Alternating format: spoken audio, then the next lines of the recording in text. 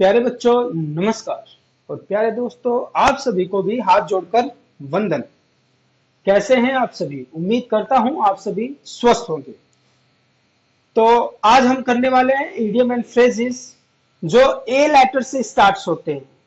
जो idioms a letter से start होते हैं उनको हम कर रहे हैं, and this is part number 9। ये 9वां पार्ट है। इससे पहले हमने 8 पार्ट्स कर लिए हैं इडियम एंड फ्रेजेस के। This is part number 9। तो आप सभी से हाथ जोड़कर यह विनती है कि नौटंकी तो हो नहीं रही यहाँ पे, ना जादू आपको दिखा रहे हैं। If you are a serious candidate, means if you want to learn something, if you want to learn idiom and phrases, तो आप नोटबुक, रजिस्टर, डायरी, कुछ ना कुछ लिखने का सामग्री लेके बैठ जाइए, सो डेट कि जो भी हम डिस्कस करते जाएंगे आप लिखते जाएंगे और सीखते जाएंगे। और दूसरा, ये आपका एक रिकॉर्ड मेंटेन हो जाएगा, सो डेट कि कभी भी आप भूल जाएंगे तो इसको देख पाएंगे। So this is part number 9। और मुझे उम्मीद है कि आप लोग ध्यान से लिखेंगे, देखेंगे, सीखेंगे, बोलेंगे, अभ्यास करेंगे और यकीन मानिए आप एक ना एक दिन सीख जाएंगे। सबसे पहले मान लीजिए आपको कभी भी इडियम एंड फ्रेजेस पढ़ना है सिस्टमैटिक तरीके से, एक अलग अंदाज से, तो आपको क्या करना पड़ेगा? गो ऑन गूगल, गूगल बाबा पे जाइए एंड वहां पे लिखिए Prem Gyan idiom and phrases, और you can type idiom and phrases Prem Gyan. वहां पे अपने चैनल का प्लेलिस्ट खुल जाएगा और वहां से आप पार्ट नंबर 1, 2, 3, 4 इस तरीके से करके आप सारा पार्ट देख सकते हैं। वहां से आपको मालूम चल जाएगा। ठीक है, तो ये एक तरीका है इडियम एंड फ्रेजेस देखने का। दूसरी बात, यदि आप सचमुच इंग्लिश सीखना चाहते हैं, if you want to improve your English communication skills, then आपके लिए अलग अलग मैंने प्लेलिस्ट बनाई हुई है। जैसे कि यदि आपको टेंस सीखना है और बिल्कुल बेसिक से, किससे? बिल्कुल बेसिक से, जैसे कि मैंने ये पहले पार्ट में लिखा हुआ है, learn tenses in English, grammar with example, present tense. इस तरीके से कहने का मतलब ये है कि हर एक चीज आपको बहुत ही सरल तरीके से मिलेगा, आपकी लोकल लैंग्वेज में मिलेगा। और हर एक चीज आप अगर रजिस्टर डायरी मेंटेन करते हैं तो इजी तरीके से आप लोग सीख पाएंगे। तो ये हो गया टेंस का। आप लिखिए टेंस एंड प्रेम ज्ञान, अपनी प्लेलिस्ट खुल जाएगी and from there you can watch each and every part, so that कि आपको एक क्रमबद्ध तरीके से चीजें मिल पाए। इसके बाद डेली यूज सेंटेंसेज है। ये देखिए हाफ सेंचुरी लग गई है डेली यूज सेंटेंसेज में। मतलब हमारे 50 पार्ट्स हैं डेली यूज सेंटेंसेस के, जो आपके डेली मतलब लाइफ में काम आते हैं। कोई भी छोटे मोटे वाक्य जो आप बोलते हैं कि भाई आ, जो आपके मतलब डेली यूज में काम आएंगे, सारे ऐसे सेंटेंसेस हैं। चाहे आपको दुकान पे जाके बात करना हो, चाहे स्कूल में टीचर से बात करना हो, चाहे अपने फ्रेंड से बात करना, चाहे टेलीफोन पे बात करना हो, चाहे होली, दीपावली, दशहरा आदि मौसम में बात करना हो, तो सभी प्रकार के सेंटेंसेस मिलेंगे। वहां से आप प्रैक्टिस कर सकते हैं। Next, Sunday motivational dose. एक ऐसा मोटिवेशनल डोज जो ना कहीं का कॉपी है ना कहीं का पेस्ट है। समझ रहे हैं ना? कॉपी पेस्ट नहीं है, ये खुद का अनुभव किया हुआ मोटिवेशनल डोज होता है। जैसा हम करते हैं वैसा बताते हैं। तो कहने का मतलब ये है कि हम केवल ज्ञान नहीं हाँक रहे हैं। आप जब सुनेंगे then you will get to know कि हाँ भाई बंदा बात तो सही कह रहा है। इस तरीके से अगर लाइफ को प्रैक्टिकल तरीके से जिया जाए, लाइफ में प्रैक्टिकल तरीके से मोटिवेटेड रहेंगे, तो यकीन मानिए जरूर हम सफल हो पाएंगे। तो you can get the motivational dose just by typing Sunday motivational dose Prem Gyan, आपको प्लेलिस्ट मिल जाएगी। सो पहला जो है, जो इडियम एंड फ्रेजेस है, that is eight every turn. Eight every turn का मतलब क्या है कि भाई हर एक मोड़ पे, उस तरह देखा जाए तो हर एक मोड़ पे का मतलब हर समय। तो इसका मतलब क्या होता है? All the time. और हिंदी में आप क्या कह सकते हैं? हर समय। अगर इसका सेंटेंस बनाया जाए तो during the days of my struggle I face difficulty eight every turn, कि भाई उस समय में हर एक मोड़ पे, हर एक समय मुसीबत फेस कर रहा था, व्हेन आई वाज स्ट्रगलिंग। तो एट एवरी टर्न का मतलब क्या होता है? हर एक समय। ठीक है ना? तो जहां कहां भी आपको मौका मिले तो आप इन सब चीजों का इस्तेमाल कर सकते हैं।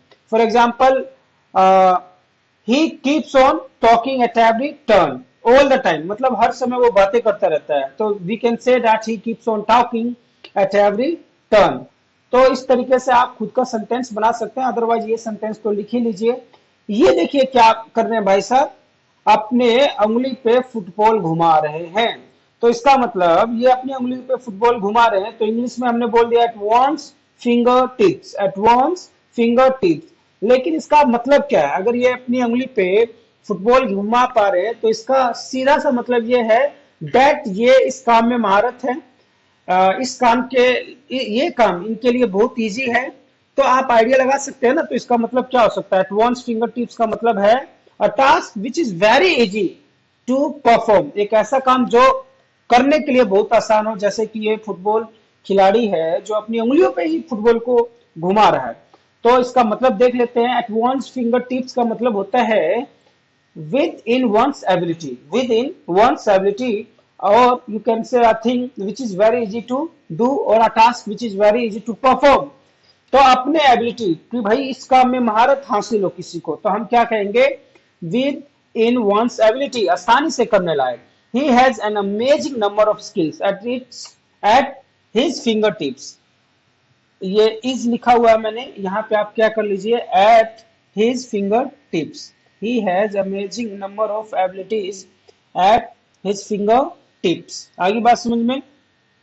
जैसे या आप और एग्जांपल बोल सकते हैं, he has learned all the trigonometry formulas eight his finger tips, कि वो उसने ट्रिग्नोमेट्री के सारे फॉर्मूले अपने फिंगर टिप्स पे याद कर लिए। ये क्या है, ये क्या है, आप देख के बता सकते हैं इसमें कुछ कुछ अद्भुत, something which is strange in this figure. इसमें आपको कुछ लग रहा है क्या, क्या कुछ लग रहा है, अचानक कुछ चीज दिख रही है। यस यस, कि इस भेड़ों में एक काले रंग का भेड़ है, इस भेड़ों में एक काले रंग का भेड़ है, it means it is very strange. ये भाई इनकी प्रजाति तो व्हाइट कलर की है, but that ship is in black colour. तो इसका मतलब क्या हुआ, अब ब्लैक शिप का मतलब क्या हुआ, आप बताइए। अ ब्लैक शिप का मतलब होता है a member of a group different from rest, एक ऐसा मेंबर जो बाकियों से अलग चलता हो, बाकियों से डिफरेंट हो। Means who does not fit और हैज हिज डिफरेंट ओपिनियन, कि वो भाई वो ग्रुप के अकॉर्डिंग तो नहीं चलता, वो अपने हिसाब से चलता है, और उसका जो ओपिनियन है that is totally different from others. या you can say a disreputed person of a group, एक ऐसा आदमी जो उस ग्रुप का सबसे डिसरेप्यूटेड पर्सन हो, अच्छा ना होना। There is a black sheep in each family, हर एक फैमिली में कोई ना कोई एक ऐसा आदमी होता है जो जिससे मतलब सभी को खतरा रहता है कि ये कुछ गलत काम ना कर दे। तो there is a black sheep in each family. ये देखो, ये दीदी इस बड़ी वाली दीदी को थप्पड़ मार रही है, क्या कर रही है, she is slapping on her face. तो अगर मान लीजिए इस प्रकार का है, स्लैप इन द फेस का मतलब क्या है, किसी को थप्पड़ मार देना, ठीक है ना। तो इसका आप क्या अनुमान लगा सकते हैं, बताइए। Yes, slap in the face, चलिए देख लेते हैं इसका मतलब क्या होता है। इसका मतलब है स्लैप इन द फेस का मतलब है something which is insulting, something which is insulting. क्या मतलब है जी इसका, समथिंग विच इज इंसल्टिंग, और यू कैन से बेइज्जती लायक काम करना, a slap in the face. This is a huge slap in the face for those who do not believe in democracy. Means जैसे कि भाई अपने देश में क्या होता है, हिंदू और मुसलमान में ये नेता जन हैं, ये हिंदू और मुसलमान में लड़ाई करवाते रहते हैं। बट हिंदू और मुस्लिम अगर मिल के रहे, वैसे तो हमेशा ही मिल के रहते हैं, लेकिन फिर भी इनके भड़काने पे हम लोग भड़के ना और मिल के रहे, तो it will be a slap in the face of those, you can से मतलब पॉलिटिशियंस। मैं उनको कुछ गाली टाइप का शब्द, अभद्र भाषा हो जाएगी, इस्तेमाल नहीं करना चाहता हूं, लेकिन मैं यही कह रहा हूं, if we live together, if we live together, जैसे हिंदू और मुसलमान है, when Hindu and Muslims live together in a peaceful environment, तो हम कह सकते हैं it will be a slap in the face of those politicians. ठीक है, तो इस प्रकार से आप खुद का सेंटेंस, ओहो, अ क्राई फॉर द मून। बताओ भाई, चांद के लिए भी कोई रोएगा, चांद के लिए भी कोई रोएगा। जैसे कि मान लीजिए मैं तुम्हारे लिए चांद तारे तोड़ लाऊंगा। अगर कोई, जैसे एक्टर बोलते हैं ना, एक गाना है, आज से तेरी सारी गलियां मेरी हो गई, अगर तू बोले तो मैं चांद तारे तेरे लिए तोड़ लाऊंगा। तो हीरोइन तो बेचारी मन में सोचती होगी कि देखो कितना फेंक रहा है भाई, ये कोई तोड़ के लाता है क्या? कोई चांद तक पहुंच जाएगा, उसको तोड़ के लाएगा? तो मीन्स वो फेंक रहा है, it means he is saying something which is impossible. मतलब जो काम हो ही नहीं पाएगा उस काम के लिए वो बोल रहा है, उस चीज के लिए वो रो रहा है। तो इसका रियल मीनिंग देख लीजिए, व्हाट डज इट मीन? इसका मतलब होता है trying something impossible, trying something impossible, असंभव के लिए प्रयास करना। मतलब if somebody is crying for the moon, it means he is trying something for impossible, thinking of getting an officer's job with so ordinary a qualification is to cry for the moon। भाई हमने पढ़ा भी नहीं, हमने मेहनत भी नहीं किया, and we have a very ordinary qualification. For example भाई हम 12th पास हैं and we want that we would get an officer's job, then it is just like a cry for the moon. कि इसके लिए तो ये तो वही बात होगी कि हम रो रहे हैं, हम ऐसा काम साधने का प्रयास कर रहे हैं which is not fit for us. Next, a bad egg. ये देखो ये किस तरीके से, मतलब कितना अकड़ रहा है। चीट नोट्स, इसके पास सारे के सारे जो नोट्स पड़े हुए हैं, सारे की सारी पोथी पड़ी हुई है। That is how to be fool a person, how to make a person fool, एक इंसान को कैसे बेवकूफ बनाया जाए, हाउ टू डू फ्रॉड्स, कैसे किया जाए, उसके पास ये सारे नोट्स पड़े हुए हैं। तो बैड एक्ट का मतलब आप निकाल सकते हैं क्या? एक एक बैड मीन्स एक बिस्तर अंधा, ऐसा बोल सकते हैं क्या? नहीं, ऐसा नहीं होगा। If we are saying a bad act, it means we are saying something idiomatic phrase. हम कुछ इडियम से रिलेटेड कुछ बात कहना चाहते हैं, कुछ सेंटेंस कहना चाहते हैं और उसका कुछ ना कुछ मतलब होता है। It means a bad act means मतलब चीट देने वाला, मतलब डिसऑनेस्ट पर्सन और एन इल बिहेव्ड पर्सन, एक ऐसा आदमी जो जिसका बिहेवियर सही ना हो, जो दूसरे को धोखा देने में विश्वास रखे, then we call a bad egg. मतलब क्या होता है? एक बेईमान या खराब व्यवहार वाला व्यक्ति। He has been in a prison several times for all source of crime, he is a bad egg. इसका मतलब ये होता है कि भाई, ये बी डी मैंने गलत लिखा, ऊपर बी ए डी आना चाहिए, it must be B A D, bad egg. तो he has been in a prison, मतलब वो देखो जेल में कई बार जा चुका है। जस्ट सोर्ट्स क्राइम, मतलब ऑल सोर्ट्स ऑफ क्राइम का मतलब बहुत प्रकार की वो मतलब क्राइम कर चुका है। और उसको हम कैसा कह सकते हैं? That he is a bad egg और he is a cheat. Cheater कोई भी वर्ड नहीं होता, there is no such word cheater. हम तो अपने सहूलियत के अनुसार बोल देते हैं, but there is no such a word which we call cheater. Cheat होता है, ही इज अ चीट, मतलब वो धोखेबाज है। So he has been in a prison several times for all sorts of crime, he is a bad egg. तो प्यारे बच्चों, उम्मीद है मुझे कि आज का ये सेशन आपको बहुत अच्छा लगा होगा। यदि अच्छा लगा हो तो कमेंट बॉक्स में यार जरूर लिख दिया करो कि सर आज का सेशन अच्छा लगा, मस्त लगा। कमेंट बॉक्स लिखने में कुछ नहीं जाता।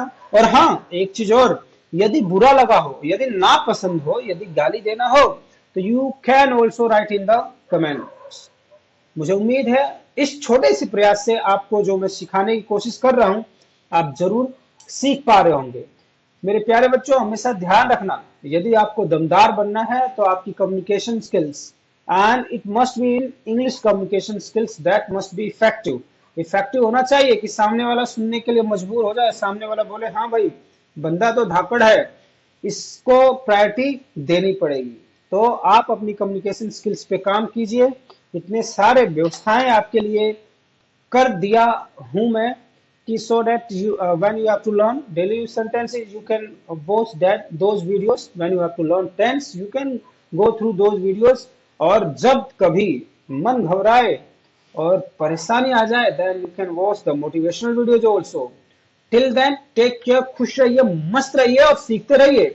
क्योंकि जब तक इंग्लिश आप सीखेंगे नहीं, तब तक जो कामयाबी आपको मिलनी चाहिए उस हद तक आप कामयाब नहीं हो पाएंगे। तो मेरी एक छोटी सी प्रयास बस इतना है कि आपकी सफलता में पंख लगाना, और ये पंख तभी लग पाएंगे जब आप सतत, निरंतर और एक बिल्कुल what we can say that एक लगातार तरीके से प्रयास करेंगे, लिख के देखेंगे, बोलने की प्रैक्टिस करेंगे, तभी आप चीजों को सीख पाएंगे। टिल देन टेक केयर, खुश रहिए, खुशामदी।